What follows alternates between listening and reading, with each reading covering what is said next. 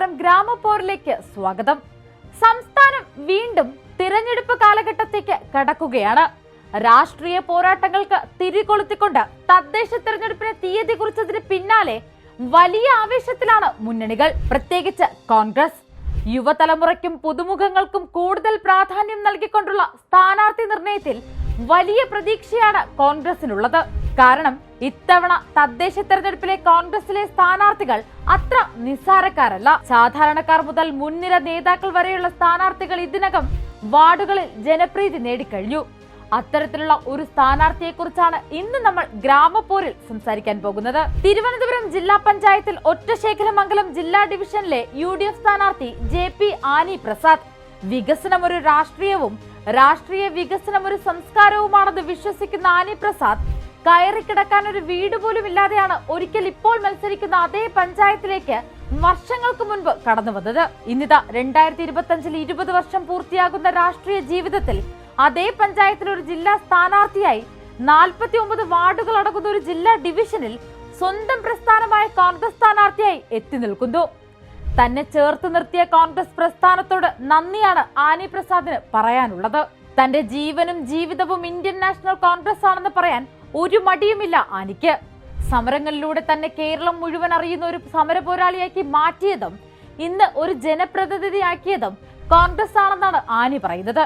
കിടപ്പ് രോഗിയായ പ്രസാദ് എന്ന ഭിന്നശേഷിക്കാരന്റെ മകളെ കേരളം മുഴുവൻ അറിയപ്പെടുന്ന സമര പോരാളിയാക്കി തന്നത് കള്ളിക്കാട് പഞ്ചായത്തിലെ ഇന്ത്യൻ നാഷണൽ കോൺഗ്രസിന്റെ നേതാക്കന്മാർ തനിക്ക് തന്ന വെള്ളവും വളവുമാണെന്നാണ് ആര്യ സ്ഥാനാർത്ഥിത്വത്തിന് പിന്നാലെ പ്രതികരിച്ചത്.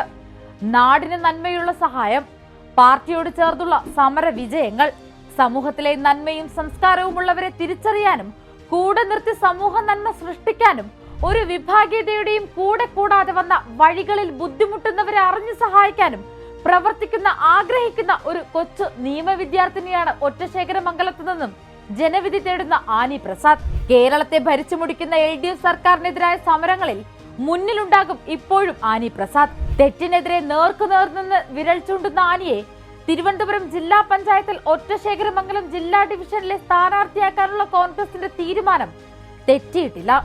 വിദ്യാഭ്യാസത്തിനും പ്രാധാന്യം നൽകിക്കൊണ്ട് നിയമ വിദ്യാർത്ഥിനിയായി തുടരുന്ന ജീവിതത്തിൽ കഴിഞ്ഞ 5 വർഷവും ബ്ലോക്ക് പഞ്ചായത്ത് അംഗമായിരിക്കെ അഴിമതിയില്ലാതെ പ്രവർത്തിക്കുന്ന മുഖമാണ് ആനിയുടേത്.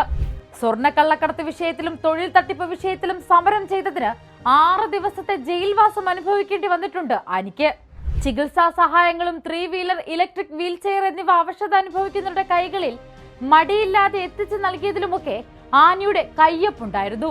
മഴയും വെയിലും കൊണ്ട് സ്വയം വളർന്നു വന്ന ആനി സത്യത്തിൽ സമൂഹത്തിലെ സാധാരണക്കാരുടെ ശബ്ദമാണ്. ആനിയെ പോലുള്ളവരാണ് യഥാർത്ഥ ജനപ്രതിനിധികളാകേണ്ടത്, കേവലം പഞ്ചായത്തിൽ മാത്രമല്ല. ഭാവിയിൽ കേരള നിയമസഭയിലും ലോക്സഭയിലും സാധാരണക്കാരുടെ ശബ്ദമാകാൻ ആനിയെ പോലെ ഒരാൾക്ക് സാധിക്കും.